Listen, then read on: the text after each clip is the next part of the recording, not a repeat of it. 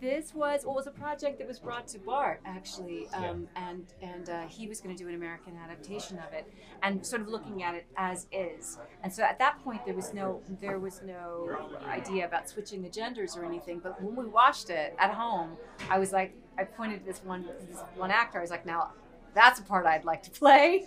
And then later on they made a decision to switch the genders, and that's kind of how it happened. It was hard to crack, but it was, Suzanne Bier made such a good movie that's so complete and it's so complex, that there just was no reason to remake the movie unless it could be reinvented in some way. So it came through a lot of discussion, some from Julie, some from the producers, and this idea came to switch the genders, which is kind of like a cliche idea of reinventing someone. Just flop it, Yeah, And, yeah. but with this, the interesting thing is, as I took it down the path, you realize that it changed all these fundamental things about the story in like a great way that allowed it to be um, its own thing, and I think even more complex in some ways.